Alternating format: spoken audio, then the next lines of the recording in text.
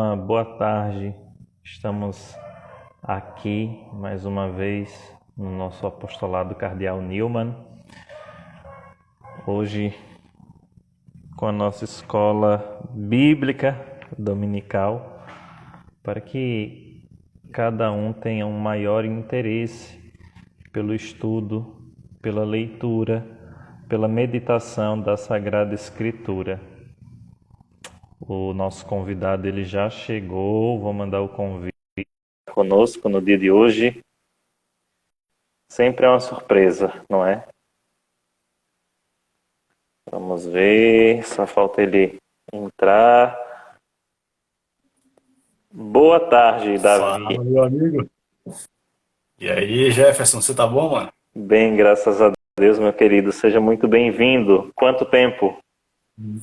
Muito obrigado, é verdade mesmo. Tempo demais.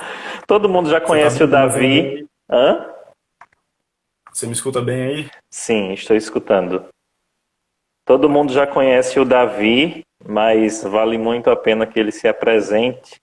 Então, a casa é sua. O Davi já esteve conosco outras vezes, já gravou o testemunho dele, já gravamos uma live também, falamos sobre a interpretação da Sagrada Escritura e hoje estamos aqui na Escola Bíblica Dominical. Fala aí para nós, Davi.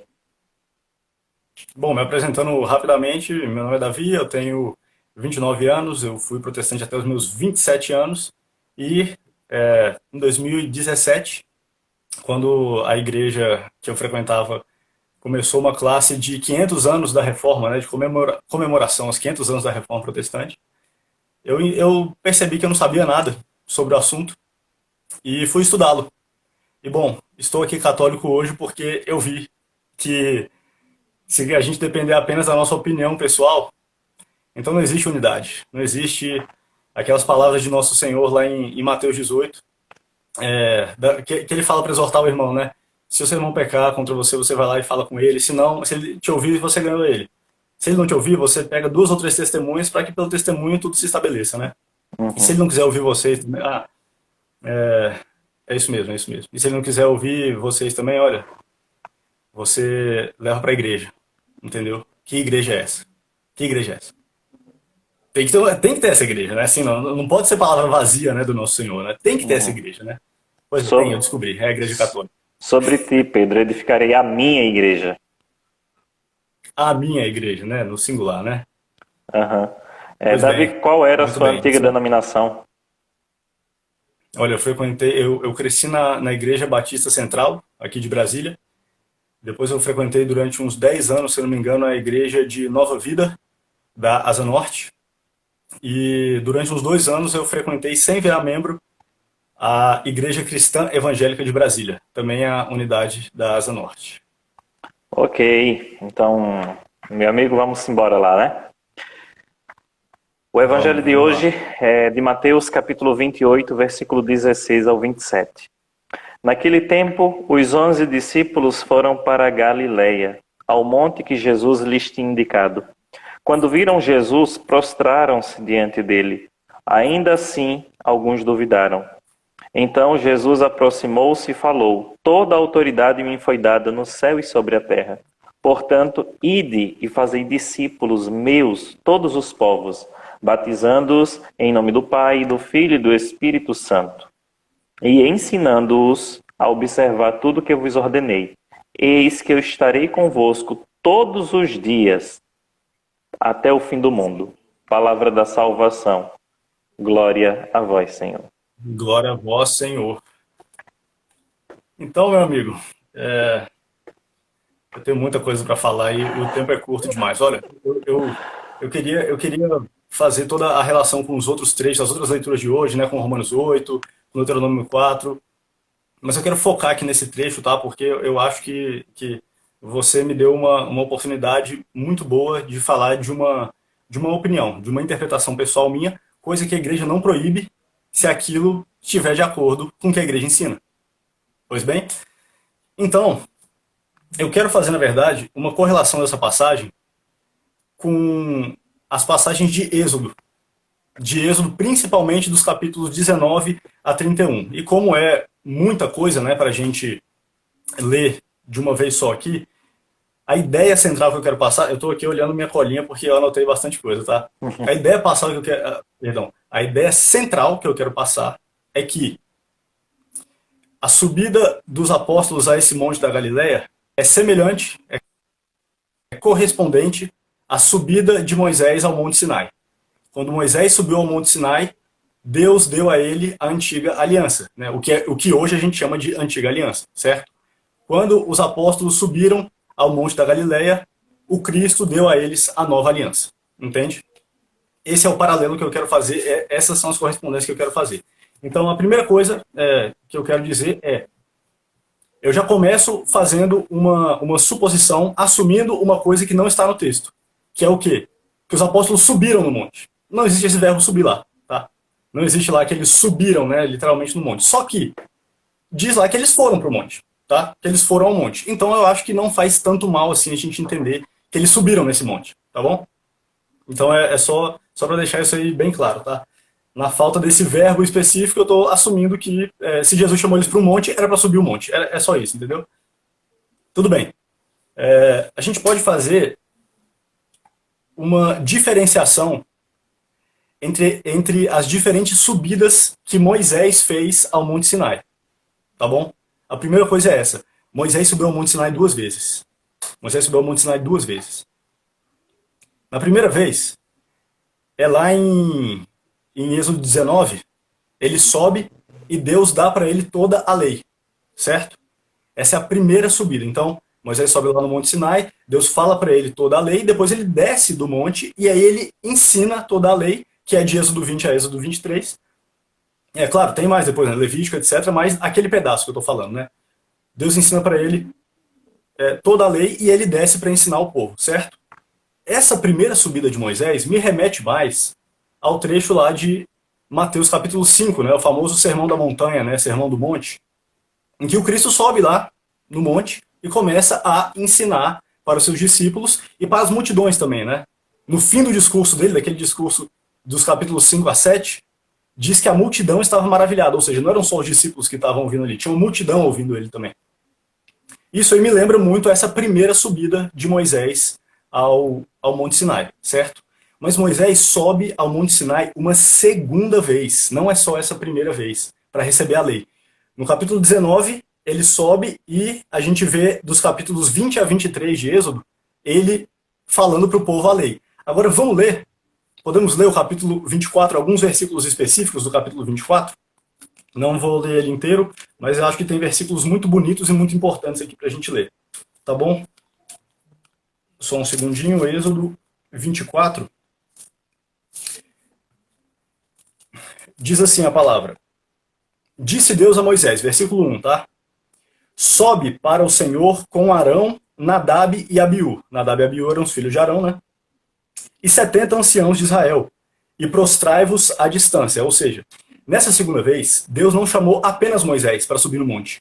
Ele chamou Moisés e ele chamou também Arão, seus filhos e os anciãos de Israel. Ou seja, aqueles que governavam o povo, aqueles que guiavam o povo. Arão e seus descendentes, inclusive, seriam os sacerdotes, que a gente já vai ler aqui a seguir, certo? Então, essa segunda subida de Moisés é uma subida para o estabelecimento do sacerdócio. Tá bom? A gente já vai ler isso aqui. Esse é o versículo 1, né? Quero ler também os versículos 4 e 5. Versículo 4. E Moisés escreveu todas as palavras do Senhor. No dia seguinte de manhã, edificou um altar ao pé da montanha e levantou 12 estelas para as 12 tribos de Israel. Versículo 5. Enviou jovens dentre os israelitas, os quais ofereceram holocaustos e sacrifícios ao Senhor e imolaram touros em sacrifícios pacíficos. Ou seja, ele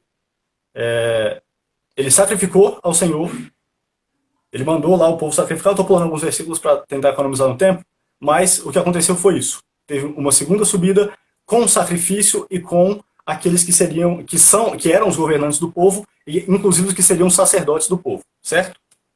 Muito bem, vou continuar do versículo 8. Moisés tomou o sangue para aspergir com ele o povo. Eis, disse ele, o sangue da aliança que o Senhor fez convosco conforme tudo o que foi dito. Então aqui já está muito claro que essa segunda subida de Moisés era uma subida para a definição da aliança. Claro, a aliança não era só naquele momento. Deus vinha construindo essa aliança ao longo do tempo, certo? Mas aquele momento era um momento significativo para a definição dessa aliança, né? Então, sei lá, pensa só num shopping center. Ele vai ser inaugurado, já está pronto. As lojas estão funcionando, tem produto dentro, os vendedores estão lá esperando só a multidão entrar. Só que falta o dono do shopping, prefeito da cidade, o que quer que seja, cortar a faixa para liberar e todo mundo começar a entrar, né? Pois bem, a ideia é essa aqui, né? O que está acontecendo com essa aspersão do sangue sobre o povo é mais um passo para o estabelecimento definitivo do que hoje a gente chama de antiga aliança, né? Ok? A aliança de Deus com o povo hebreu. Vou continuar do versículo 9. Moisés subiu com Arão, Nadab, Abiú e 70 anciãos de Israel. Eles viram o Deus de Israel. Olha só, que parada impressionante. Eles viram Deus. Deus se permitiu ver para esses aí, para Moisés, para Arão e seus filhos e para os 70 anciãos de Israel. Versículo 10. Eles viram o Deus de Israel. Sob os seus pés havia como um lajeado de safiras transparentes, tão límpido como o próprio céu. Olha que coisa maravilhosa. Versículo 11. Sobre os eleitos dos israelitas, ou seja, esses aí escolhidos, né, esses favorecidos por Deus, que ele permitiu ser visto, Deus não estendeu a mão. Viram a Deus e depois comeram e beberam. Ninguém podia ver a Deus sem morrer, né? Mas Deus deixou. Deus deixou, na sua misericórdia, Deus deixou que ele fosse visto sem que aqueles ali morressem. E se você tá atento aí na passagem que o Jefferson acabou de ler pra gente, você vai ver que os discípulos sobem e eles veem o Cristo lá em cima, né? Então já dá para entender algum paralelo. Mas beleza, a gente vai chegar lá com mais especificidade. Ok. Então, o que está acontecendo aqui? Moisés subindo o monte para o estabelecimento de uma nova aliança. Ele sobe com os sacerdotes e quando eles chegam lá em cima, eles veem a Deus. Ok? O que está dito aí na passagem que o Jefferson acabou de ler para a gente? Vou ler especificamente aqui o versículo 16, o primeiro versículo. Quer ler aí, por favor, Jefferson?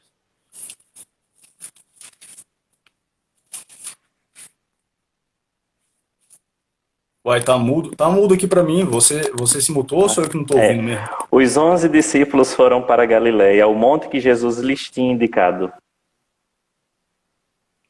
Muito bem, é um versículo simples, mas para mim ele é muito significativo. Eu vou ler aqui o Evangelho de São Mateus, capítulo 26, versículo 32. Está aí pertinho? Se você estiver aberto aí já e quiser ler. Não, eu estou com a liturgia, leia. Tá bom. O Cristo falou assim para os seus discípulos, Mateus 26, versículo 32.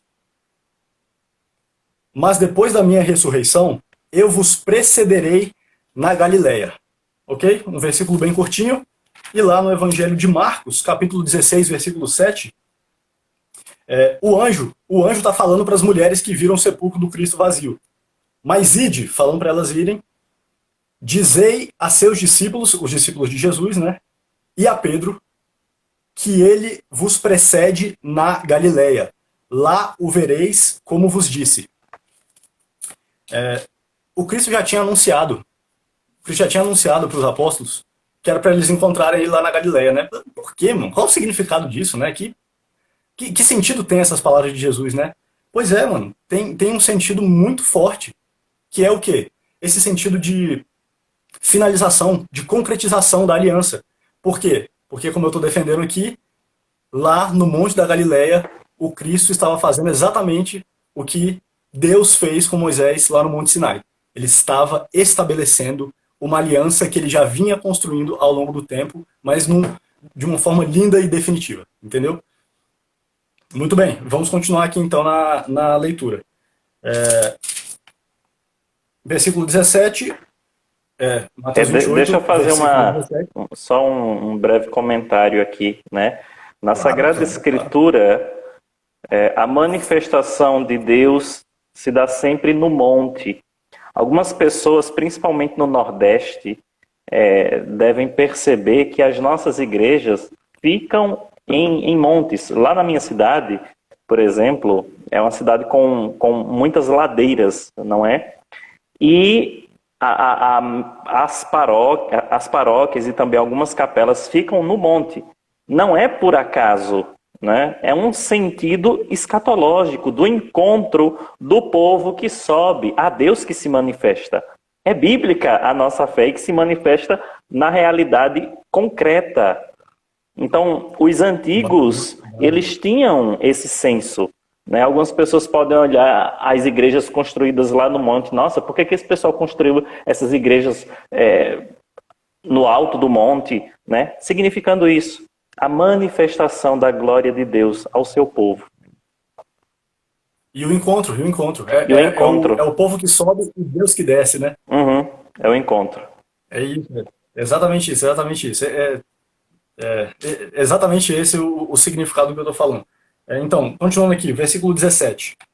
Mateus 28. Por favor, Jeff, você lê os versículos do Evangelho. Versículo 17.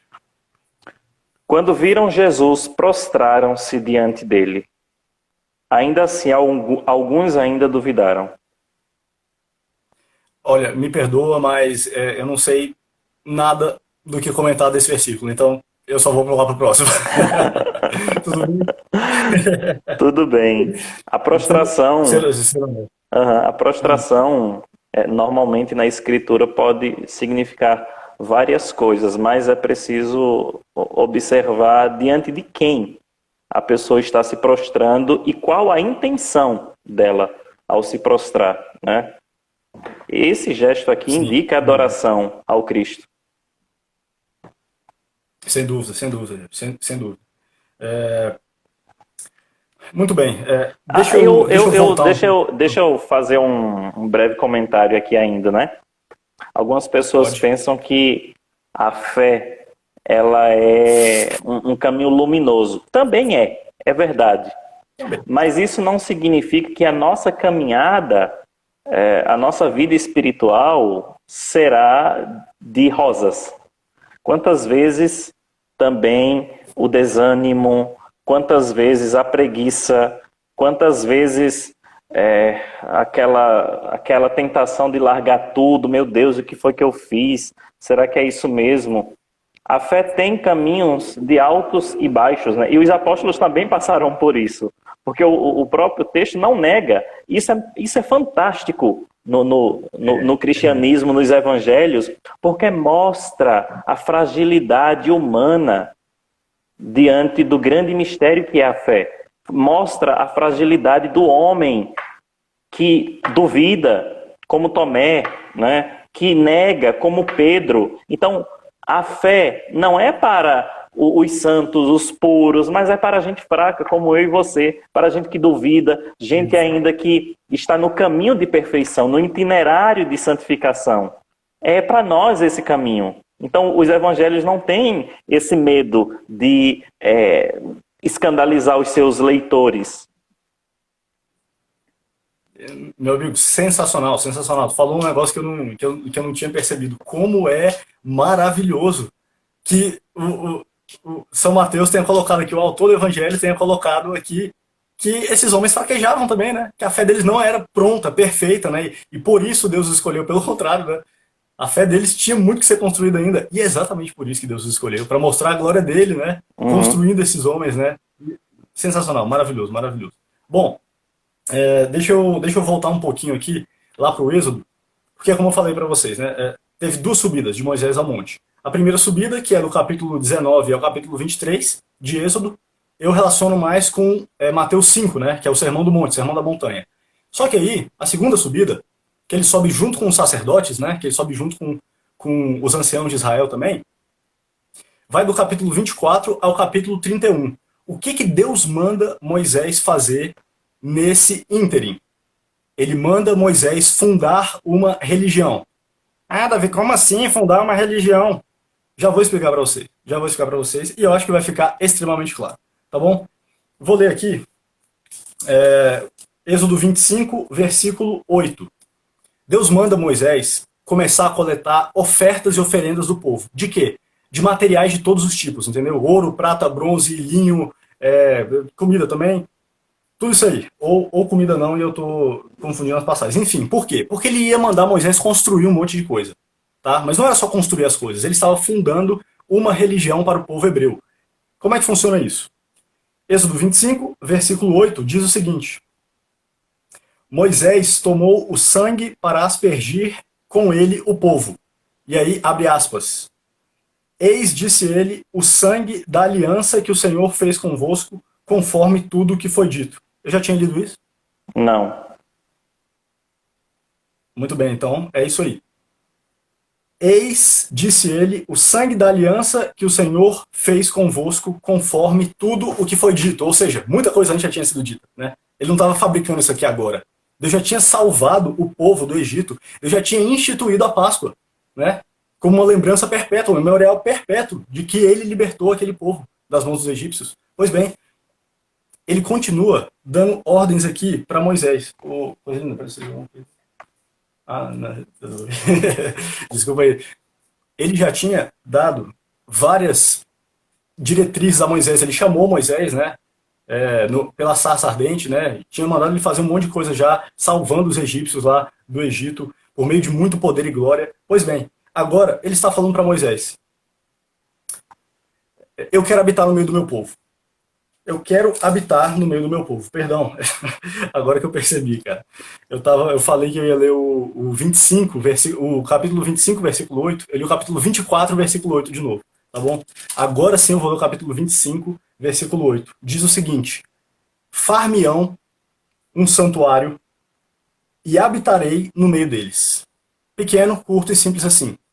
Vocês vão me fazer um santuário e eu, Deus, vou habitar no meio de vocês.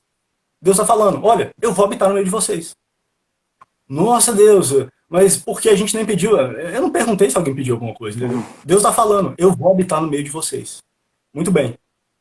Quais as ordens que ele dá para Moisés? Várias, várias e várias. Deixa eu ler aqui o capítulo 29, versículos 44 e 45, antes de falar essa lista aí de coisas, né? Versículo 44. Consagrarei a tenda de reunião e o altar. Consagrarei igualmente a Arão e seus filhos para que sejam sacerdotes a meu serviço. Habitarei no meio dos israelitas e serei o seu Deus. Ô Jefferson, você pode dizer aí pra gente, por favor, o que é um sacerdote? O sacerdote, em especial, é aquele homem consagrado para estar a serviço de Deus, a serviço do culto de Deus, em resumo. Todo mundo tem a obrigação de servir a Deus, de cultuar a Deus? Sim. Sim, né? Sim, tudo bem. Mas qual a diferença do sacerdote, então? Ele, como diz a carta aos Hebreus, é separado do meio dos homens a serviço de Deus ao seu povo. Então, Mediador. Ele é um mediador, né? Ele é um mediador. Então ele tem prerrogativas que o resto do povo não tem, né? Exato. Exato. Ele tem responsabilidades que o resto do povo não tem, não é verdade? Sim. Pois bem. Ele é um ser humano como qualquer outro, mas ele tem uma função que é diferente da dos outros, né? É igual em determinado sentido, porque todo mundo tem a obrigação de servir a Deus e de adorar a Deus, mas ele faz isso de um jeito especial, como você falou, separado. Não é verdade? Sim. Tá bom, então, Davi, que história é essa de que Deus mandou Moisés fundar uma religião? Tá bom, fala o seguinte, pensa no seguinte, presta atenção aqui, você que tá ouvindo a gente, presta atenção aqui.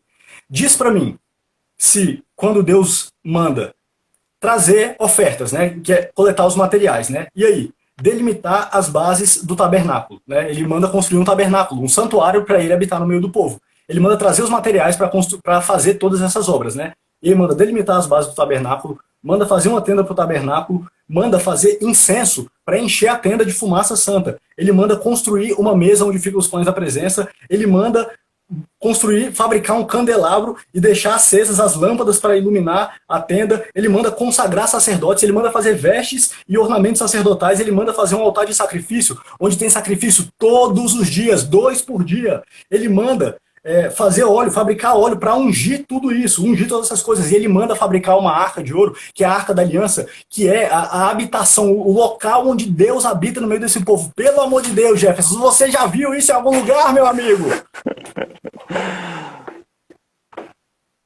Tem como evitar, perdão, não tem como evitar lembrar da Igreja Católica.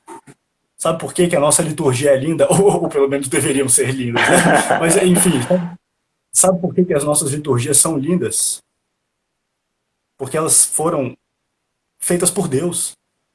Elas foram ordenadas por Deus. Pega as liturgias católicas aí, seja as liturgias ocidentais, né, o rito ordinário, o rito extraordinário, seja as liturgias orientais, são todas belíssimas. São todas riquíssimas de símbolos, de sentidos, entendeu? De sons, de luzes, de cores, de cheiros. Sabe por quê? Porque Deus mandou fazer isso.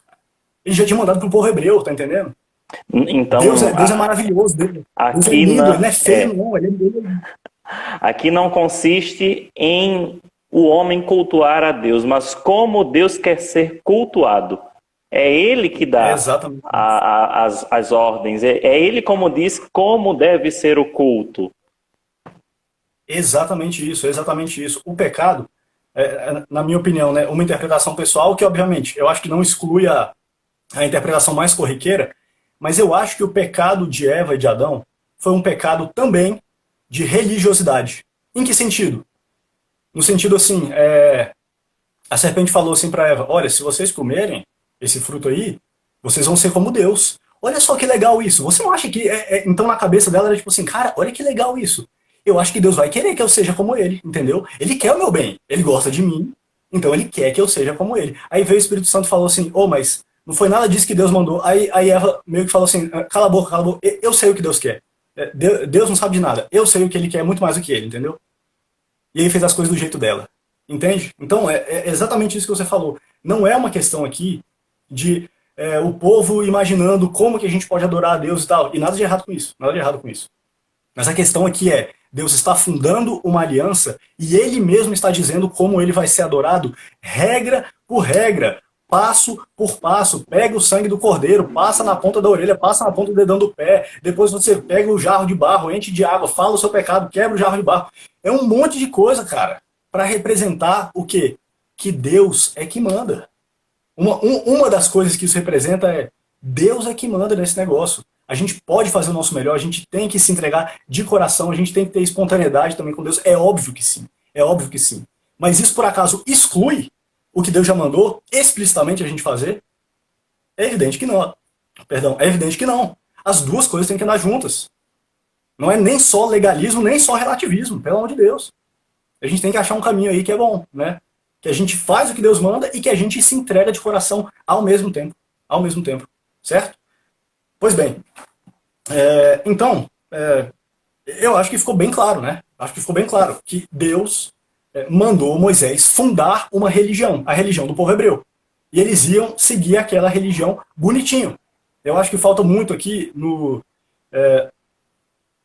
nossos irmãos protestantes, e eu digo isso como ex-protestante, tá? Eu digo porque eu estudava a Bíblia em alguma medida, né? Eu era, assim, geralmente acima da média em conhecimento bíblico, dentro do pessoal que eu conhecia. Não sou nenhum mega gênio, nem sabidão, nem nada disso. Mas era um pouco acima da média, assim. Gostava mais de estudar a Bíblia do que a maioria do pessoal. E, cara, eu não fazia ideia que o povo hebreu, e obviamente os judeus, né? Quando a gente chega na época de Jesus, a maioria dos hebreus já virou praticamente pagão, né? Só sobraram ali mais os judeus mesmo. Eles tinham uma religião, cara. Eles tinham uma religião onde, se ele pecava, ele ia até o sacerdote para confessar o pecado e fazer um sacrifício para Deus. Eles tinham uma religião onde eram oferecidos 2 sacrifícios todos os dias no altar. Quando a gente pega lá a passagem do conhecido como o bom samaritano, né? Tem lá o cara todo estrupiado lá na beira da estrada, passa um levita por ele e não ajuda ele. Sabe o que passou na cabeça desse levita? Esse levita passou o dia inteiro matando cordeiro e limpando o sangue, cara. Tu acha que isso não dá trabalho não? Pelo amor de Deus. O cara teve que oferecer 2 sacrifícios para Deus, limpar o sangue lá, para não deixar nada apodrecer, entendeu? Cara, isso dá um trabalho do caramba. Então ele tava no final do dia dele e não queria saber de nada, queria ir para casa tomar uma cerveja, entendeu? Chegar lá, abrir uma latinha e pronto, botar a cerveja pro ar. Não, pô. Já trabalhei muito hoje, trabalhei para Deus, no santuário de Deus, fiz a minha parte, não preciso ajudar esse cara não. Entende o que eu tô falando? Entende o que eu tô falando? Pois bem, os hebreus e obviamente os judeus também, eles tinham uma religião certinha ali para seguir. Eles não viviam a espiritualidade com Deus só da mente deles, assim, ah, não, hoje Deus quer ser adorado desse jeito aqui. Não, pô, ele quer ser adorado do jeito que ele mandou. Se você quiser inventar alguma outra coisa aí, beleza. Se for boa, não tem nenhum problema. Mas faz o que ele mandou já. Isso aí não pode faltar. Então, a minha defesa aqui é essa, né? Que do mesmo jeito que Deus mandou Moisés fundar uma religião para o povo, quando Moisés subiu no Monte Sinai pela segunda vez, Jesus estava mandando os apóstolos fundarem uma religião para o povo, ou então continuarem, ampliarem, planificarem a religião que ele já tinha fundado lá atrás com Moisés. É claro, a gente precisa entender um detalhe aqui muito específico, né? O Salmo de hoje diz assim: feliz o povo que o Senhor escolheu por sua herança. Deus havia escolhido um povo que ele havia se revelado e havia revelado o seu plano de salvação para aquele povo. Mas a concepção judaica era que não era uma revelação universal, era para nós, né? Só que nosso Senhor faz com que essa salvação atinja o universo inteiro, o universal. Ide pelo mundo inteiro, pregai o evangelho a toda criatura. Então, é algo que, a partir da escolha de um povo específico, se amplia para todos os outros povos. Perfeito, perfeito, meu amigo, perfeito. Você adiantou uma parte que eu ia falar em seguida, mas ótimo, porque quer dizer que você está entendendo exatamente o que o Cristo estava fazendo ali, né? Pois bem, eu falei aqui, né, que Davi, Deus deu vários... Oi. Quem vai continuar a live contigo agora é o João Carlos, tá bom? Que eu vou precisar sair aqui. Tá bom. Aí pode 30 minutos, 40 minutos, continua com ele. Não, maravilha. Eu não vou demorar muito mais não. Umas 2 horas aqui já eu acabo. Então, deixa eu salvar essa live aqui, o João Carlos assume. Maravilha, maravilha. Valeu, meu amigo. Deus abençoe.